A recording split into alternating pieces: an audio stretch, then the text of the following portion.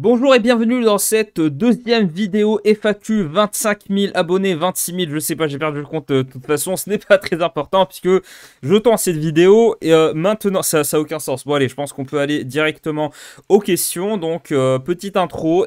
Alors, je vais répondre à plein de questions. J'ai essayé de ratisser large, de prendre le maximum de questions. C'était compliqué, mais j'ai dû en virer pas mal. Si tu as des interrogations, tu te poses des questions, tu as envie de rebondir sur ce que je dis, ou alors de me poser une autre question en rapport avec ce que je dis, ou alors sans aucun rapport, je sais pas, tu peux me demander mon toit préféré, je sais pas ce que tu veux. C'est en commentaire que ça se passe. S'il y a beaucoup de questions, je me ferai une joie de faire une deuxième session de vidéo FAQ. Ça se voit que je suis fatigué, là j'ai juste envie d'éteindre cette putain de caméra et d'aller jouer à Skyrim. Donc... on avait cette question à laquelle je n'avais pas fini de répondre, de Gérard Mousseau. Donc salut Gérard, qui nous demandait pourquoi penses-tu que la République et la démocratie ne sont pas compatibles, que reprocher à la philosophie de Attali, de quoi la France a besoin en ce moment pour continuer à être une puissance.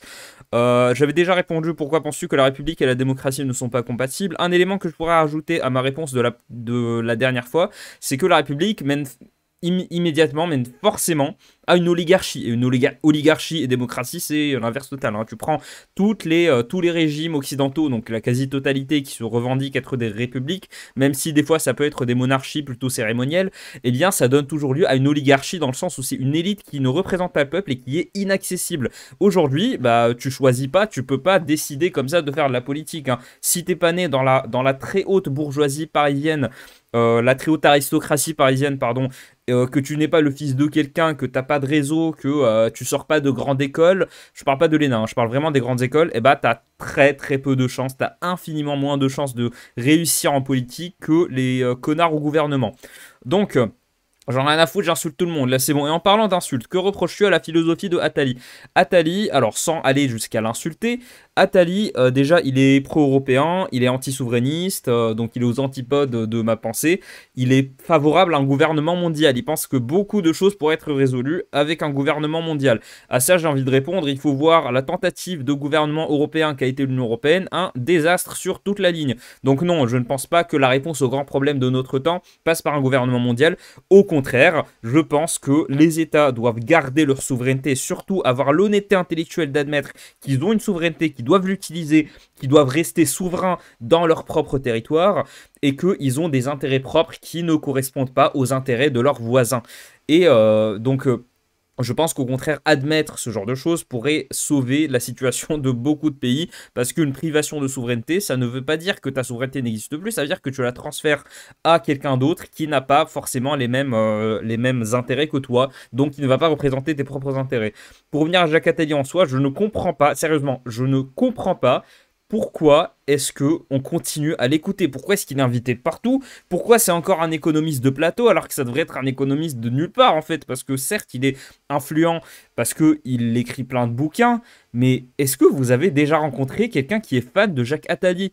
À part Laurent Alexandre qui est parti dans un délire complètement stupide ces dernières années depuis le Covid, à part Laurent Alexandre, littéralement, je n'ai jamais vu quelqu'un dire qu'il aimait bien Jacques Attali ou alors qu'il le tolérait. Tout le monde le déteste et pourtant, c'est peut-être un biais que j'ai parce que moi je suis assez radical sur beaucoup de positions, donc peut-être que c'est juste un biais, qu'en réalité il est kiffé de partout.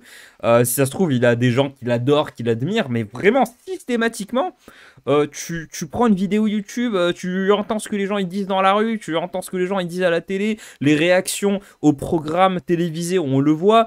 Tout le monde le déteste et pourtant, il continue à être là, il continue à parler, je comprends rien. Bref. D'ailleurs, Livre Noir s'est fait allumer parce que ils avaient diffusé une de leurs premières vidéos où ils interviewaient, ils faisaient un entretien avec Jacques Attali, ils se sont bien fait allumer. Je vais pas dire bien fait parce que Livre Noir, ils essaient d'inviter des gens de plein de tendances politiques différentes à droite, mais il y a plus intéressant que Jacques Attali. Hein. Même pour quelqu'un de néolibéral, il y a beaucoup plus intéressant que Jacques Attali. Donc, est-ce que ça répond à ta question? La philosophie de Jacques Attali en soi, je devrais peut-être lire un de ses bouquins un jour parce que je suis pas très familier avec sa philosophie pour l'instant. Je suis familier avec ses prises de position et ses prises de position sont purement abjectes. De quoi la France a besoin en ce moment? Je vous remets la question. De quoi la France a besoin en ce moment pour continuer à être une puissance? La France, pour continuer à être une puissance, déjà, se barrer de l'Union Européenne, ça pourrait être un bon début, puisque la France est le seul pays qui se laisse duper volontairement par l'Union Européenne. En fait, tu vois l'Union Européenne, chaque pays en a pour sa gueule, sauf la France qui est là en mode, oui, le couple franco-allemand, la coopération, l'entente avec les autres pays. Il n'y a pas plus d'européistes que les Français, alors qu'il n'y a aucun pays qui n'a plus d'intérêt à sa souveraineté que la France. Donc déjà, un minimum de souveraineté, ça lui permettrait de réguler les questions des frontières, de réguler son industrie, d'avoir une industrie florissante. La réindustrialisation est quasiment infaisable sous l'Union Européenne, puisque pour réindustrialiser le pays, il faut une politique budgétaire, et on ne fait pas de politique budgétaire quand la banque centrale, quand on n'imprime pas sa propre monnaie, quand on ne choisit pas ses investissements, quand on ne choisit pas rien que sa stratégie d'investissement, sa stratégie d'innovation. Sous l'Union Européenne, c'est impossible, puisque c'est la Banque Centrale Européenne qui décide de absolument tout. Donc, ensuite, le reste de la question, donc je pense que c'est fini de quoi la France a besoin en ce moment pour continuer à être une puissance. Au niveau diplomatique, surtout, je vais finir là-dessus, je sais qu'il y a une question qui m'interpelle là-dessus, mais son rapport à l'Afrique. La France a un rapport désastreux avec l'Afrique. La France ne sait pas parler aux Africains. Bien sûr, quand je parle de l'Afrique, par défaut, quand on parle d'Afrique, je sais que je vais me faire allumer là-dessus. Par défaut, quand on parle d'Afrique, surtout par rapport à la France, on parle de l'Afrique subsaharienne. Donc, exit le Maghreb. On parle vraiment de l'Afrique subsaharienne. La France ne sait pas comment parler à ces pays-là. Parce que, je ne sais pas pourquoi, à chaque fois que tu as un dirigeant, il ne peut, vraiment, Sarkozy, Macron, Hollande, ils adoptent tous un discours ultra méprisant, ultra néocolonial. Ce qui est assez surprenant en sachant que la France n'est plus du tout souveraine, sauf vis-à-vis de ses anciennes colonies, où là, elle continue à avoir un discours qui essaie de faire transparaître on va dire une position de puissance, alors que la France n'est plus dans une position de puissance. Aujourd'hui, là c'est plutôt les Russes les Russes et les Chinois qui vont se batailler un peu. Peut-être qu'on va avoir une espèce de nouvelle guerre froide un peu bizarre entre la Chine et la Russie, même si il n'y a rien de bizarre à ce que la Chine et la Russie s'affrontent diplomatiquement dans une espèce de guerre froide. Ça pourrait être assez intéressant à voir. Mais oui, la France, pour continuer à être une puissance, elle doit faire preuve d'un minimum de respect envers l'Afrique subsaharienne. Donc, ensuite, on a cette question. Salut Hotman, comment vas-tu? Je vais très bien. Alors, pardon, à ce moment même, là, je suis rincé, vraiment, je suis hyper fatigué, j'ai tourné pas mal de vidéos aujourd'hui. Mais sinon, en général, non, t'inquiète pas, je vais très bien et j'espère que toi aussi, tu vas bien. Petite question, es-tu pour une fédéralisation de la France avec une grande autonomie de chaque région? Et si oui ou non, pourquoi? Une seconde question, que penses-tu de l'idée d'une Union européenne, mais fédéralisée avec chaque État? Alors, beaucoup de trucs à traiter dans ta question. Donc, une fédéralisation de la France, pourquoi pas? Sauf que fédéralisation, j'ai fait mon mémoire là-dessus. Une fédéralisation, c'est-à-dire une giga décentralisation comme ça a été fait aujourd'hui, non, pas du tout. Parce que le seul résultat au niveau régional de la décentralisation qui a été opéré depuis 1983-1984, c'est de construire des espèces de méga structures hyper technocratique, hyper bureaucratique. Donc je parle des régions, des conseils régionaux, on ne sait pas exactement ce qu'ils font. Ça pompe énormément d'argent, il y a plein de personnel, il y a plein de fonctionnaires, on ne comprend pas ce qu'ils font exactement. Il y a zéro transparence et en plus on se demande, est-ce qu'ils ont vraiment besoin de tout ça, de tous ces moyens? Pour moi, il faudrait une vraie décentralisation. Le problème avec la décentralisation maintenant, c'était le résultat de mes recherches à l'occasion de mon mémoire de master, c'est que le mot décentralisation a donné lieu à tout on va dire un sous-titre de discours politique où en gros la mode c'est de dire on va collaborer avec les acteurs locaux, ça veut rien dire, on va être au plus proche du terrain, au plus proche des territoires, ça ne veut rien dire. Vraiment, tu as tout ce discours, parce que mon mémoire portait sur le discours, tu as tout ce discours qui portait sur qui montrait les bienfaits d'une prétendue décentralisation, le fait de collaborer avec des acteurs locaux, donc c'est n'importe quoi en vrai. Donc une fédéralisation, pourquoi pas, sauf que ça ne peut pas se faire dans un sens républicain, puisque la République, dans son essence, a vraiment très très très centralisé tout le pays. Donc peut-être que pour fédéraliser la France, il faudrait passer à une monarchie. Je ne dis pas qu'il faut passer à une monarchie, ne me faites pas dire ce que je n'ai pas dit par pitié. Je m'exprime très mal, donc des fois on me fait dire des trucs. Non, j'ai pas dit que la France devrait passer à un système monarchique. Je dis que ça serait incohérent avec l'esprit républicain. Et encore une fois, je n'encense pas la République. Donc, s'il vous plaît, écoutez-moi, il n'y a pas de sous-texte dans ce que je dis. Très bien. Donc, fédéraliser la France, peut-être que ça serait risqué. On parle de balkanisation, du fait que que la France se fracture. Non, je pense pas que ça va arriver dans ce sens-là. Non, pour moi, c'est plus que je pense que ça va être très mal géré parce que une France qui a été ultra centralisée pendant 200 ans, c'est pas avec de beaux discours que tu arrives à résoudre la chose. Pour moi, il faut vraiment partir du bas, du besoin des citoyens, pardon, du besoin des citoyens dans un territoire et ensuite de construire des institutions à partir de ça. Pas bêtement transférer un pouvoir du haut au bas. Ça s'est fait comme ça en France, pour moi, ça a été un échec. Et le discours qui s'est développé en mode les acteurs locaux, les territoires, tout ça, non, c'était juste un syndrome du fait que ça a été géré n'importe comment, et bref. Donc je pourrais vraiment consacrer des vidéos là-dessus, c'est un sujet que je connais très bien, le discours politique vis-à-vis de la décentralisation. Seconde question, que penses-tu de l'idée d'une Union européenne mais fédéralisée avec chaque État? Jamais ça se fera, c'est impossible. Les politiciens aujourd'hui, même les plus européistes, ne veulent pas abandonner le peu de souveraineté qui leur reste. Et en plus, à la rigueur, il y a des gens qui veulent même fédéraliser entre régions, c'est-à-dire qu'on aurait des espèces de landers allemands, on aurait des territoires de la taille de landers allemands dans chaque pays. Non, c'est infaisable. En faire une espèce de fédération européenne. Non, ça ne peut pas se faire. C'est une très très très mauvaise idée parce que du coup, il nous faudrait une espèce de méga structure qui ne pourrait pas prendre en compte la vie des peuples et la vie des gens, la vie des citoyens, de la nation, on va dire. Et en plus, bref, j'ai pas envie de trop aller en besogne sur cette question parce que ça soulève plein de points intéressants. Je pense que c'est une très très très mauvaise idée. De toute façon, ça ne va jamais se faire. Ils ont essayé de le faire en essayant d'américaniser l'Europe après la Seconde Guerre mondiale. Ça n'a pas marché parce que même avec là, dans 20 ans, ça sera un siècle de développement européen, de construction européenne. Non, ça n'aboutit à rien puisque on ne peut pas aller au-delà de la volonté des États, du fait que des États ont des intérêts différents. Quand tu vois les fédérations qui marchent, les États-Unis, la Suisse, la Belgique, par exemple, bah, c'était des États qui étaient conscients qu'ils avaient un intérêt commun, du coup, qui se sont rassemblés. Mais là, le fait d'imposer par le haut une fédéralisation, non, ça ne peut pas marcher.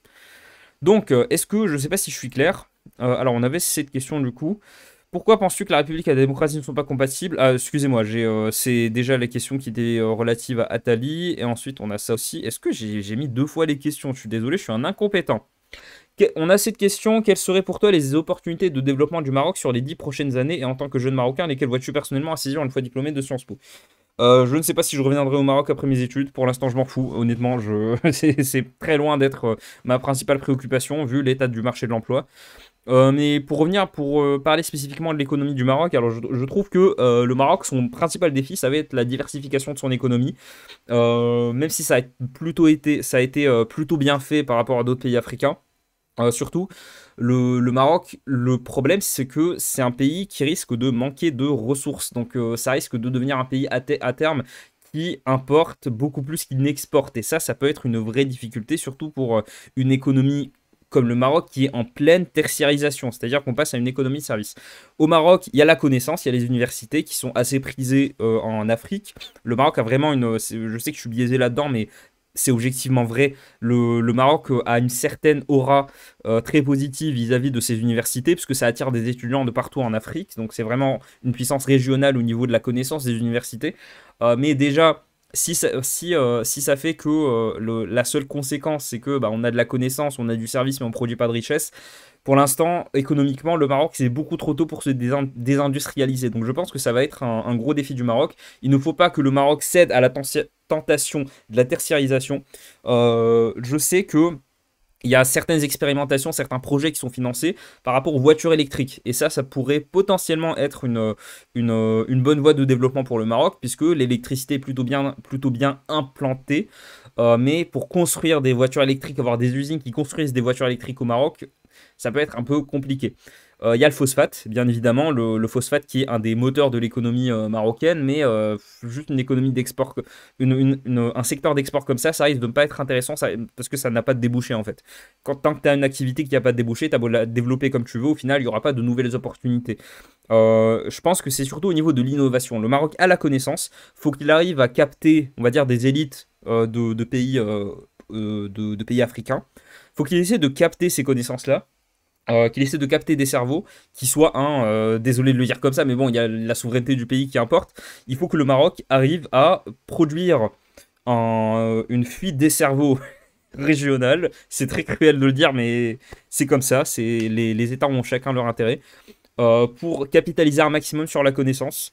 Et un des freins au développement économique du Maroc, ça reste les rapports avec l'Algérie, qui sont désastreux. Et quand tu as une frontière qui est aussi hermétique comme ça, de manière régionale, ça ne permet pas un bon développement économique, surtout que l'Algérie a beaucoup de potentiel. Donc, on passe à la question suivante. Tu préfères le... Non, je vais pas afficher cette question. Non, non. Désolé, on est sur YouTube. Il y a des choses qui sont inacceptables. Pour celui qui m'a posé cette question, c'est une question qui vient d'Instagram. Tu préfères le chocolat ou Ah. J'aime bien le chocolat noir. J'adore. Plus il est noir, mieux j'aime bien. Je le sens, il y a des connards qui vont cut ce moment de la vidéo. Ensuite, on a cette question à laquelle j'aurais dû la virer puisque je n'ai rien à dire là-dessus. Tu penses quoi du raton partisan et de Paduring? Je ne connais ni l'un ni l'autre. Je sais que Paduring, c'est un streamer qui a été au centre de quelques micro-dramas, quelques micro-controverses sur tout ce qui est les espaces Twitch, Live, YouTube, Kik, etc. Honnêtement, c'est un milieu qui m'intéresse assez peu. Je ne suis pas... Déjà, je ne regarde littéralement aucun streamer. À la rigueur, Zioclo, ces espèces de vidéos qui font 15-25 minutes. Là, des fois, je regarde quand je suis dans le métro, alors quand je marche dans la rue. Mais sinon, non, c'est un milieu qui m'intéresse vraiment pas. Ensuite, on a question suivante. Est-ce que tu comptes faire une vidéo sur le port d'armes? Alors, port d'armes, wow. Est-ce que vous avez 4 heures devant vous? Il y a beaucoup de sujets par rapport au port d'armes parce que c'est très controversé. Alors, je vais déjà commencer par dégager quelque chose, un lieu commun. En général, il y a des gens qui sont opposés au port d'armes pour les mauvaises raisons. Ils pensent que le port d'armes, faut prendre l'exemple des États-Unis où il y a 4 fusillades toutes les heures. Non, la raison pour laquelle il y a des fusillades aux États-Unis, je ne pense pas que ce soit leur port d'armes, puisque tu as du port d'armes dans plein de pays différents, même dans des pays où tu as un port d'armes généralisé illégal, par exemple, certains États au Moyen-Orient, tu as plein de gens qui ont des armes et pourtant tu n'as pas de fusillade. C'est parce qu'en fait, aux États-Unis, ils ont une culture de la violence. Est-ce que vous vous souvenez quand il y a les premiers westerns, les premiers films d'action qui ont débarqué en France? Les réactions étaient très négatives. Les gens se disaient, mais pourquoi est-ce qu'on irait regarder des trucs aussi violents, sachant que le cinéma français était très réputé à l'époque. Il y avait un certain aspect pour tout ce qui était le romantisme, pas dans le sens cucu de la chose, hein, le romantisme dans le sens où c'était les émotions, c'était ce qui était drame, ce qui était film noir, c'était le film français de l'époque, et du coup, tu as les films d'action comme ça qui ont débarqué avec plein de violence. C'était un pur import de ce qui se faisait aux États-Unis avec donc ça a été un des syndromes du plan Marshall, ce qui fait que les gens ne comprenaient pas pourquoi est-ce qu'on irait regarder des films aussi violents. Et bien c'est parce que on importe un élément culturel des États-Unis, les États-Unis qui ont une culture de la violence. Ils ont cette culture de la violence, c'est complètement normal. Il y a le guitariste de Slayer qui avait dit un truc qui m'avait fait qui m'avait marqué, je pense que c'est vrai. Aux États-Unis, on aime bien le sang, on adore la nudité. En Europe, c'est l'inverse. Et c'est vrai. En Europe, la nudité à la télé était beaucoup plus commune. Aujourd'hui, en France, si on a de la censure de la nudité, c'est purement un impact des États-Unis. Je dis pas que j'ai envie de me rincer l'œil sur des jolies nanas à poil sur la télé, non. De toute façon, je regarde pas la télé. Non, ce que je dis, c'est qu'ils ont une vision très puritaine de la chose qui ne s'applique pas à la violence, en fait. C'est pour ça que ça a énormément choqué. Donc les États-Unis, voilà, c'est tout ça pour dire que c'est vraiment une culture de la violence et des choses qui sont complètement normales pour eux. Et c'est pour ça que t'as plein de fusillades, t'as plein de crimes, t'as plein de délinquance. Je persiste même à penser que si tu abolis le port d'armes légal aux États-Unis, si tu l'abolis complètement, bah t'auras autant de fusillades, hein, parce que déjà t'as un marché du noir qui est très développé et surtout. T'as les armes qui sont utilisées en général dans les délits, bah, c'est des armes qui sont obtenues illégalement. Donc, concernant la France, je pense que ça pourrait être une très mauvaise idée. Déjà, ça ne passerait jamais parce que les gens ne veulent pas. Je pense pas que les gens veulent qu'on ait une population armée. La raison pour laquelle aux États-Unis ils avaient une population armée, c'est parce qu'ils en avaient besoin pour combattre la couronne britannique et leur récit national s'est fondé sur l'émancipation par rapport à une puissance étrangère qui considérait qu'elle est dominée, alors qu'en France, le récit national, c'est pas du tout ça. Hein. Le récit national, c'est le. Alors, il y a des gens qui pensent que c'est la Révolution française. Moi, je ne pense pas. Hein. Pour moi, c'est surtout la monarchie française. Le récit national français n'est pas du tout inscrit dans cette métaphysique, donc il n'y a aucune raison d'avoir une population armée. Cela dit, je trouve ça pas normal qu'en France, et c'est quelque chose qui est très vrai. Si jamais tu as une arme chez toi, une épée par exemple, et qu'il y a un mec qui vient te cambrioler et que tu te défends avec l'épée, que tu le blesses, il te poursuit en justice et tu risques d'avoir une peine plus élevée que lui. C'est à ce niveau-là, je vous jure que c'est vrai, hein, j'invente rien. Ce qui fait que la loi française a une vision sur les armes qui est beaucoup trop restrictive, hein. Il y a plein de trucs que t'as pas le droit de porter. T'as pas le droit de porter une matraque. Une matraque, c'est un bâton avec un bâton de fer. C'est un tuyau, voire même un parapluie. Si t'as un parapluie qui est suffisamment solide, en fait, c'est pareil. Et à côté de ça, c'est très facile de se procurer un Glock ou un Beretta, voire même une AK, si tu vas dans les bons endroits en France, hein. C'est très facile, hein. Tu me passes 500 euros. Là, je pars dans la cité, je reviens en 2 heures, je reviens avec un Glock, hein. C'est très très très facile. Donc, je sais pas, c'est un très large débat. Je ne suis pas contre, je ne suis pas absolument contre le port d'armes en soi. En tout cas, si ça se fait, il faut que ça soit régulé. Voilà, c'est toujours les trucs qu'on dit, c'est toujours les lieux communs en mode oui, je suis pour, mais il faut que ça soit régulé. Bon, je déteste sombrer dans ce lieu commun, mais désolé, vous m'y voyez forcé parce que voilà, je suis pas contre en soi. Je pense qu'au contraire, ça pourrait. Alors là où je vais aller dans le positif, c'est que ça pourrait aider. Ça pourrait dissuader les crimes, les délits, les attentats, parce que un mec qui viendrait pour faire une fusillade, il ferait beaucoup moins le malin il y avait le risque que devant lui, il y a un mec qui est habillé en civil, qui sort son Glock pour lui foutre 3 balles dans la tête, hein. Donc, et pareil pour les crimes, les délits, tout ça. Après, honnêtement, aux États-Unis, la population est armée, mais je pense, est-ce que ça a un impact sur la délinquance? Ça pourrait être un très bon sujet d'étude, hein. Une bonne étude statistique là-dessus, ça pourrait permettre de résoudre pas mal de choses. Donc, je sais pas, je pense que ça pourrait avoir des côtés positifs, mais ça soulève plein de questions au niveau de l'entraînement, au niveau du crime, au niveau de plein de trucs, hein. Mais dans l'absolu, je reste ouvert à la discussion. Question suivante. Ton album préféré de Metallica? Je vais passer très rapidement dessus, vous en faites pas, parce que je sais que ça intéresse pas tout le monde. Metallica, ça a été mon groupe préféré. Quand j'étais ado, j'ai découvert plus ou moins la musique avec Metallica. Mon album préféré, pour ceux qui connaissent, j'en ai deux. Objectivement, c'est Master of Puppets, qui est un plaisir à écouter à chaque fois. Et c'est un album vraiment virtuose comparé à ce qu'il faisait auparavant et comparé à ce qui se fait dans la scène métal. Ils ont plus ou moins inventé le concept de métal plus hardcore, on va dire, du thrash metal progressif, dans le sens où il y a on s'attend à une certaine virtuosité des musiciens, on s'attend à une certaine subtilité dans la composition des morceaux. Donc ça a été vraiment un album de rupture pour moi. Mais pour moi, l'album que j'écouterai tout le temps, c'est Death Magnetic, qui est un des albums les moins populaires de Metallica, mais c'est celui avec lequel j'ai découvert Metallica quand j'avais à peu près 13-14 ans. Donc pour moi, voilà, c'est l'effet Madeleine de Proust, hein. Je sais que c'est l'album qui ne plaît pas aux fans, il est très impopulaire, mais moi, c'est mon album préféré. Les morceaux, je pourrais les écouter pendant des heures.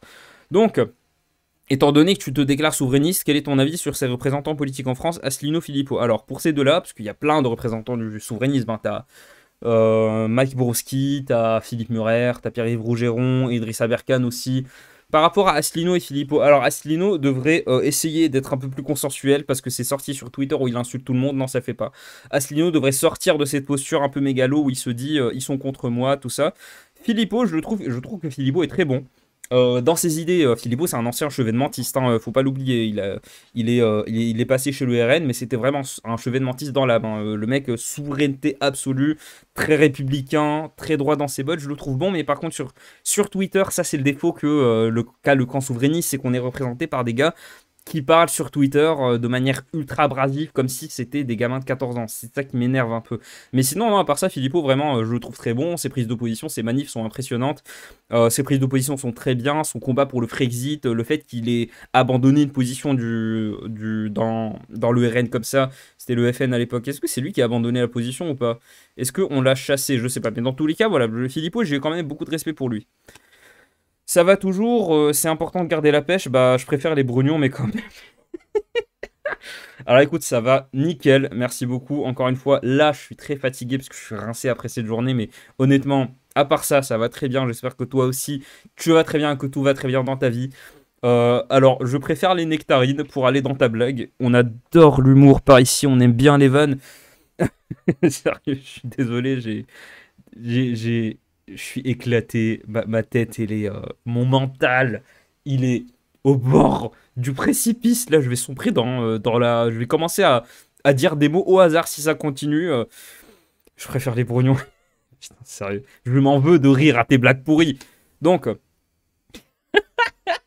mais ces questions m'avaient fait beaucoup rire. Franchement, j'ai un humour. Alors, quel serait le ship name de Le Pen? Attendez, je vous remets. Ça, c'était la question. Excusez-moi, ça, c'était la question d'avant. Et ça, c'est la question. Quel serait le ship name de Le Pen et Macron? Marron, Le Pont, Magnon, Maruel. Alors, dites-moi ce que vous en pensez. Marron. Ça fait jeu de mots avec le mot marron, avec la couleur. Euh, En plus, ça fait brun. Brun en politique, ça a une signification. Le Pont. Je suis désolé. Ça devrait pas me faire rire, mais j'ai un humour éclaté au sol. Le Pont, Magnon et Maruel. En vrai, j'aime bien Magnon. Magnon, ça fait un peu bizarre prononcer. Maruel. Maruel, on dirait un nom bizarre. Non, je vais peut-être. J'allais faire une vanne, mais je vais pas la faire. Faut pas. Déjà que JDG a été ban, je sais pas combien de jours. Non, faut éviter de rigoler sur les sujets qui fâchent. Donc, en vrai, allez, je vote pour Maruel. Maruel, je préfère. En plus, c'est imprononçable comme on aime bien. Qu'est-ce qui, selon toi, t'a fait évoluer politiquement? Ce qui m'a fait évoluer politiquement, bah, comme plein de droitards, en fait, j'étais déçu de la gauche, parce que moi, niveau gauche, j'étais un peu anarcho, machin truc, anarcho-syndicaliste, le drapeau rouge et noir, là, bizarre, un peu edgy, enfin, un peu qui cherche, tu vois. Mais ce qui m'a fait évoluer, c'est tout simplement le fait que la gauche m'a déçu au bout d'un moment, là, et je pense que c'est le cas de beaucoup de droitards, hein. La majorité des droitards que je connais, au début, ils étaient de gauche, et ensuite, ils ont viré à droite parce qu'ils ont été déçus par la gauche qui ne représentait les intérêts de personne à part des intérêts bourgeois, des intérêts néolibéraux. Donc, il y a ça, il y a plein de trucs, hein. Peut-être que je devrais faire une vidéo sur ma droitisation. Il y a le fait que j'ai découvert certains discours de gauche hein, qui me parlaient beaucoup plus, mais qui m'ont fait comprendre la nécessité de certaines choses, bah, typiquement quand on parle de nécessité, hein, pour moi la différence, et c'est un des trucs qui m'a fait basculer, c'est donc comme je l'ai dit dans la précédente vidéo, mais je le redis, il y a les gilets jaunes, le traitement des gilets jaunes par la gauche a été vomitif, et c'est un des moments où je me suis dit, mais est-ce que je suis dans le camp de ces gars-là? Est-ce que je suis dans le camp des gens qui vont voir des Français descendre dans la rue avec un drapeau tricolore parce qu'ils ont faim? Et la réaction de certains, la réaction de la gauche, ça a été de les traiter d'extrême droite, de les traiter de complotistes, d'antivax avant le Covid. C'était n'importe quoi, vraiment, ça m'a beaucoup, beaucoup déçu. Et ça a continué, hein, même jusqu'à aujourd'hui. Hein. T'as le stigma de gilet jaune, il a disparu pendant un moment, mais là, il est revenu. Donc, il y a ça.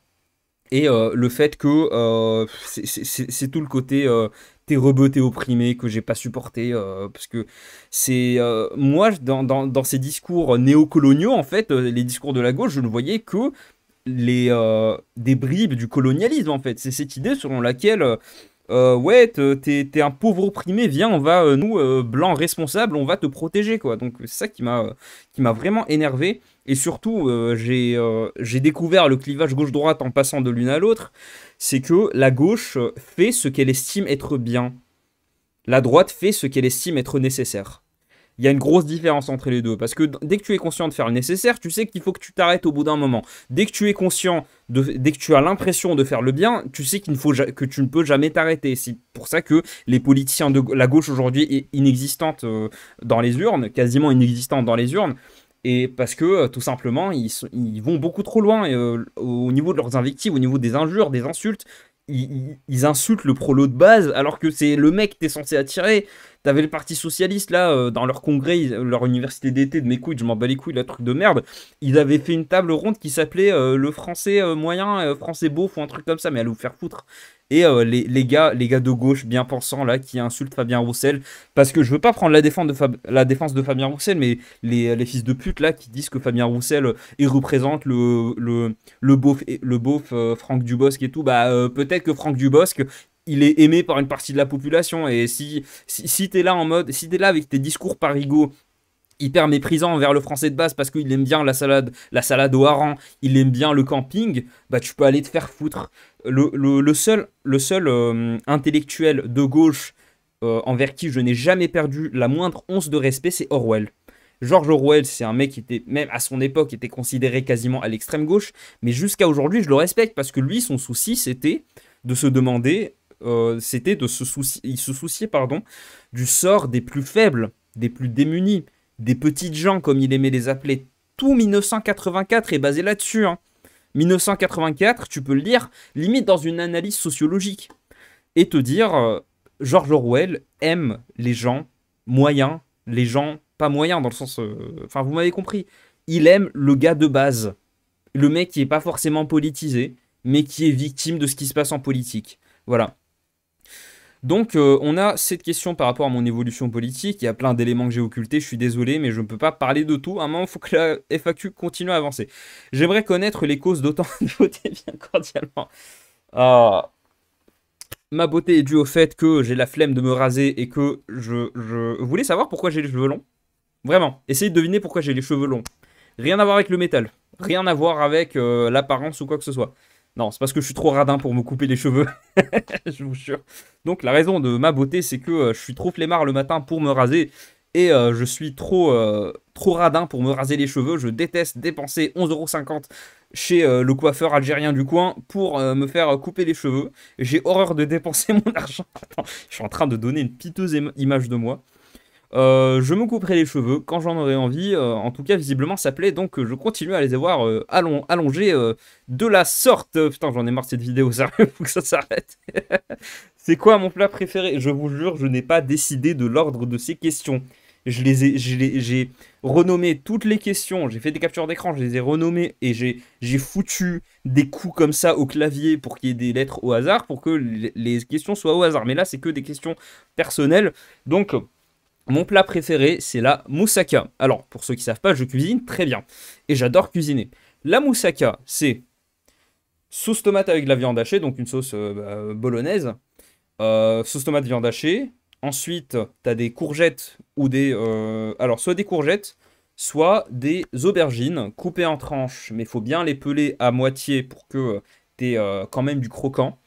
Les aubergines, il faut les avoir fait griller au four au préalable, sinon ça n'a pas de goût, c'est immonde et ça cuit pas. Au-dessus des aubergines, tu mets de la patate. Au-dessus de la patate, tu mets de la crème béchamel. La patate, bien évidemment, tu l'auras cuit à l'avance, sinon tu as plein d'eau qui s'échappe, c'est immonde.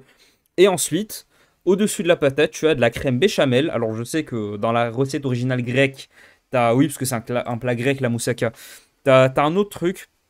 Je me rappelle plus, c'est un type de crème particulier. Mais bon, par facilité, on met de la crème béchamel. Et au-dessus, tu mets du parmigiani. Pourquoi je prends un accent italien alors que c'est un truc grec, mais Votman va te faire foutre. Tu mets du parmesan ou alors des miettes de pain, de la chapelure, et du fromage de ton choix. C'est une tuerie. Tu invites tes potes, tu leur auras fait de la moussaka, ils vont te kiffer pour toute la vie. Vraiment, c'est un truc de dingue. C'est mon plat préféré, j'adore ça. Je vous fais ça quand j'étais au Maroc. C'était ma mère qui le faisait.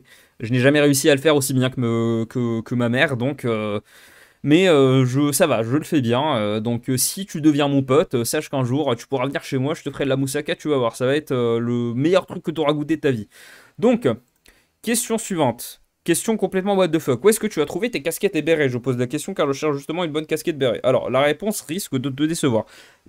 J'en ai deux. Une grise que j'ai chopée. J'ai littéralement tapé casquette Peaky Blinders sur Amazon. J'étais au deuxième épisode de Peaky Blinders. Je me suis dit, waouh, c'est une dinguerie ce truc. C'est trop bien. Et donc, j'ai décidé d'acheter. Elle était à, je pense, 30 €, un truc comme ça. Non, un peu moins. Je pense 25, 24 €. Mais la deuxième, elle est verte. Vous la voyez aussi dans les vidéos. Je crois que la vidéo sur... Ouais, je sais pas, je vais pas essayer de me rappeler. De toute façon, mon cerveau est ramolli en ce moment. La deuxième casquette que j'ai, c'est une casquette qui a été faite sur mesure, mais pas pour moi. Je l'ai trouvée dans une friperie en Suède. Je pense qu'elle doit valoir dans les 200 €. Hein. C'est vraiment une casquette de super qualité. Je l'ai eu pour 400 couronnes, c'est à peu près 20 €. 400 couronnes suédoises. Et comme ça dans une friperie. Et j'ai eu beaucoup de chance de tomber parce que c'est vraiment une qualité incroyable. Et voilà, c'est tout. Mais sinon, si t'es intéressé, honnêtement, tu vas sur Amazon. Mais ce que je te conseille, c'est d'aller dans les... t'as une chaîne de magasins irlandais à la con. Là, je me rappelle plus comment ça s'appelle. Oui, en gros, soit tu veux l'option la moins risquée, tu les commandes sur Amazon, je te le déconseille parce que Amazon, ça, voilà, c'est quand même, faut éviter, même si moi aussi je le fais, mais à culpa, faut éviter de faire ses achats sur Amazon le plus possible, même si des fois c'est inévitable. Mais à part ça, ce que je te conseille, c'est vraiment d'y aller au pif dans des friperies ou alors dans des magasins spécialisés, dans des magasins de vêtements, voire même des délires de vente privée, genre Zalando, tout ça. Tu peux tenter ta chance, tu peux tomber sur des trucs qui sont vraiment pas mal. Voilà. Donc, c'est quoi ton sport préféré? Vraiment, je vous jure, j'ai pas décidé de l'ordre des questions, mais là, on est sur des trucs qui ont rien à voir avec la politique et ce que je fais d'habitude. Mon sport, je n'aime pas le sport. Je pense que ça se voit. En ce moment, ça va, je suis content, je suis en train de perdre du poids parce que je fais attention à ce que je mange. Mais sinon, non, le sport, j'aime pas ça, je déteste ça, je comprends pas. Il y a des gens qui disent que ça leur procure du plaisir de faire du sport. Moi, ça m'emmerde. Mais par contre, le seul sport que je fais, c'est le vélo. Je suis capable de rouler des heures en vélo sans m'arrêter. C'est un truc que je fais beaucoup en ce moment. Je pense que ça m'aide à maigrir, mais je fais pas du vélo pour maigrir. Je fais du vélo parce que j'adore ça. Je ne me souviens pas d'un moment dans ma vie où j'avais pas de bicyclette. Vraiment. Peut-être bien sûr, quand j'étais gosse, j'avais pas de bicyclette parce que j'étais bébé. Putain, Outman, tu racontes vraiment n'importe quoi. Mais j'ai toujours eu un vélo. J'ai toujours roulé à vélo. J'ai toujours fait des balades à vélo. J'adore ça. Je kiffe vraiment. C'est peut-être pour ça que j'étais prédestiné à vivre en Flandre. J'en sais rien. Donc la question sur le sport, mon sport préféré, à part ça, vraiment le sport, j'ai regardé quelques matchs de foot ou de rugby avec des potes, c'est assez distrayant, mais à part ça, non, c'est vraiment pas mon truc, hein, le sport. J'ai un abonnement Basic Fit, comme beaucoup d'entre vous, j'ai un abonnement Basic Fit que je vais jamais résilier parce que je me sentirais trop coupable. Je rentre à Sciences Po, Grenoble, les idées souverainistes sont-elles lavouables ou alors c'est plutôt mal vu? J'en sais absolument rien. Vraiment, j'en sais absolument rien. Je sais que moi, ça m'a porté préjudice, hein. Je sais pour réagir, il y a des gens dans ma vidéo sur Sciences Po qui m'ont dit que j'en faisais un peu trop. Les gars, j'ai vécu du harcèlement à cause de ça, hein. Vraiment, à cause de mes idées. Je me suis fait harceler. Il y a eu des rumeurs les gens ont essayé de propager des rumeurs de merde sur moi. Est-ce que je vais dans les détails ou pas? Non, ça sert à rien. Mais alors, je vous donne une rumeur qui est. Je peux vous la donner parce qu'elle est tellement absurde que ça vaut le coup d'en rire. À un moment, à Sciences Po, il y a des gens qui ont essayé de propager une rumeur. Il y a des gens que je connaissais même pas de Sciences Po qui sont venus me demander si c'est vrai. Apparemment, j'ai fondé un groupe néo-nazi au Maroc. Je vous jure que c'est vrai, j'invente rien.